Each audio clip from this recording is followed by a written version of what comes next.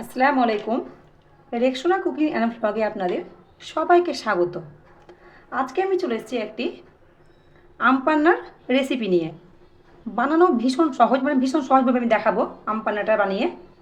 খেতে দুর্দান্ত। যেহেতু প্রচণ্ড গরম পড়েছে, এই গরমের দিনে কিন্তু মন প্রাণ একদম ঠান্ডা হয়ে যাবে এই আম পান্না খেয়ে। আর বানানো কিন্তু ভীষণ সহজ। তাহলে চলুন দেরি না করে দেখে নিন আজকে আমি রেসিপি কি করে বানাই। আম পান্না বানানোর জন্য আমি এখানে দুটো বড় সাইজের কাঁচা আম নিয়েছি। পরিষ্কার করে ধোয়ার পরে আমটাকে মুছে নিয়েছি। এইবার সব প্রথমে এই আমের খোসাটাকে ছাড়িয়ে নেব। আমগুলো চোকা ছাড়ানো হয়ে গেছে, এই দেখুন। এইবার এই আমের যে অংশটা পাল্প যেটা, সেটাকে আমি আলাদা করে নেব আঁটি থেকে। এটাকে আবারও টুকরো করে নেব। এই যে দেখছেন এরকমভাবে দুটো আমকে আমি কিন্তু টুকরো করে নেব। আমগুলো টুকরো করে কাটা হয়ে গেছে আমার, দেখুন। আর এই যে আঁটিগুলো, এগুলো কিন্তু ব্যবহার করব না আজকে। আর এখানে আমি নিয়েছি আদা, অল্প একটা টুকরো আদার টুকরো নিয়েছি। এই আদাটাকেও আমি ছোট ছোট করে টুকরো করে নেব 2-3 ভাগে। এই যে এরকম করে। এবার আমি একটা গ্যাসে কড়াই বসিয়ে দিয়েছি। কড়াই আমি এখানে দিয়েছি 1.5 গ্লাস পরিমাণ, এই গ্লাসে মাপ করে 1.5 গ্লাস পানি দিয়েছি। এবার কেটে রাখা আমগুলোকে এই পানির মধ্যে দিয়ে দিব। আর আদার টুকরোটাকে, এই যে আদার টুকরোটা এর মধ্যে দিয়ে দিলাম। আর এখানে নিয়েছি আমি 8-10টা গোটা গোলমরিচ। এটা কিন্তু ফ্লেভারটা ভালো আসবে, প্লাস এটা কিন্তু ঝাল হবে। আমি কোনো রকম লঙ্কা ব্যবহার করব না আম পান্নাতে, তার জন্য এখানে আমি গোলমরিচ ব্যবহার করছি। দিয়ে দিলাম। ভালোভাবে এটাকে আমি একদম নরম হওয়া পর্যন্ত সেদ্ধ করব আমটাকে, যেমন নরম হয়ে যায় আমটা। আমি একটা ঢাকা দিয়ে দেবো। ঢাকা দিয়ে দিলাম। আর আমি এখানে নিয়েছি 1/2 চামচ মৌরি, গোটা মৌরি, এটা কাঁচা মৌরি। এই মৌরিটা আমাদের কিন্তু পেট ঠান্ডা রাখে, পেটের সমস্যার জন্য ভীষণই কিন্তু ভালো এই মৌরি।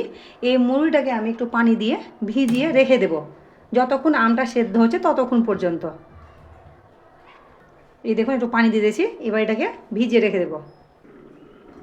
দেখুন অনেকটাই কিন্তু বেশ আমগুলোর কালার চেঞ্জ হয়ে গেছে, এটা কিন্তু নরম হতে লেগেছে। এই যে, কিন্তু এটা আর একটু নরম করব আমি, আরও 2-3 মিনিট এইভাবে আমি ফোটাবো, এটাকে সেদ্ধ করব। আবারও ঢাকা দিয়ে দিলাম 3 মিনিটের জন্য।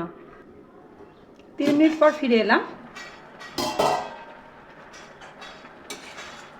এই দেখুন পানিটা কিন্তু অনেকটাই বেশ টেনে নিয়েছে। আর এই দেখুন সেদ্ধ হয়ে গেছে, অনেকটাই ভাঙা ভাঙা হয়ে এই যে সেদ্ধ হয়ে গেছে, দেখে বুঝতে পারছেন। এবার গ্যাসের ফ্লেমটা আমি অফ করে দিলাম। দিয়ে এটাকে আমি কড়াইয়ে রেখে দেবো যতক্ষণ পর্যন্ত না এটা ভালোভাবে একদম ঠান্ডা হয়ে যায়। তো আমি ঠান্ডা হয়ে যাওয়ার পরে ফিরে আসছি। আমটা এখন একদম ঠান্ডা হয়ে গেছে। এইবার আমি এটাকে একটা মিক্সচার জারে নিয়ে নিব। ঢেলে দেবো মিক্সি জারে। ঠান্ডা হয়ে গেছে। এইবার আমি এখানে নিয়েছি 1/2 বাটির চেয়ে একটু বেশি হবে চিনি।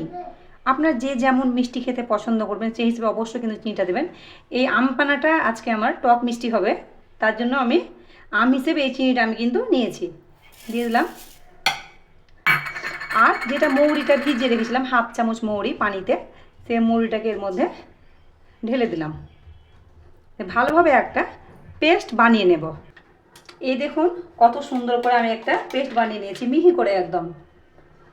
এবার একটা ছাকনার সাহায্যে বা স্ট্রেনারে আমি এটাকে ভালোভাবে অল্প করে পানি দিয়ে ছেঁকে নেব। একটা এখানে বড় বাটি নিয়ে নিয়েছি, তার উপর ছাকনা দিয়ে দিয়েছি।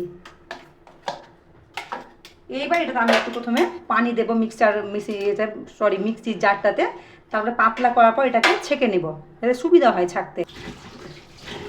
এই দেখুন আমি 1/2 গ্লাস মতো পানি দিয়েছি, দিয়ে একটু পাতলা করে নিয়েছি। এইবার স্ট্রেনারে আমি ঢেলে দেব সবগুলো পাল্পগুলোকে আমের। চামচে করে নাড়বো, দিয়ে ভালোভাবে পাল্পটাকে একদম ছেঁকে নেব। মুখে পড়লে একদমই ভালো লাগবে না খেতে, তার জন্য আমি কিন্তু ছেঁকে নিলাম। তাহলে এই দেখুন আমার কিন্তু পরিষ্কার করে ছাকা হয়ে গেছে। এই যে এগুলো আর নেব না কিন্তু। এবার আমি এখানে নিয়েছি বিট লবণ 1 চামচ। স্বাদ হিসাবে এটা অবশ্যই দেবো, আমি যেহেতু প্রথম থেকে একবারও কিন্তু লবণ ব্যবহার করিনি। 1 চামচ বিট লবণ দিয়ে দিলাম। এবার এখানে আমি অ্যাড করব পানি। আপনারা যে যেমন পাতলা বা ঘন খেতে পছন্দ করবেন সেই হিসাবে কিন্তু পানিটা অবশ্যই অ্যাড করবেন। এখানে 1 লিটার পানি নিয়েছি আমি,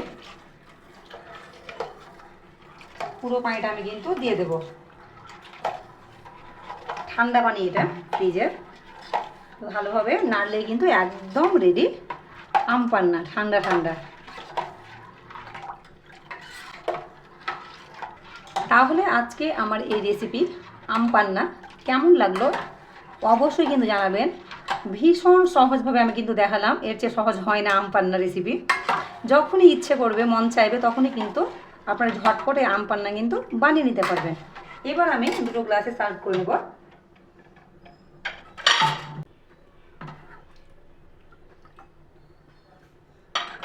পান্নাটা আপনারা কিন্তু কোনো কাচের মানে বোতলে ফ্রিজে কিন্তু 15 থেকে 20 দিন পর্যন্ত স্টোর করতে পারবেন। নিয়ে নিয়েছি, এবার উপর থেকে আমি দিয়ে দেবো আইস কিউব।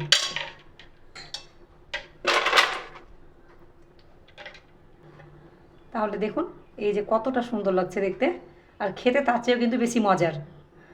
তাহলে আমার ভিডিওটি যদি আজকে আপনাদের ভালো লাগে অবশ্যই অবশ্যই লাইক, কমেন্ট, শেয়ার করবেন।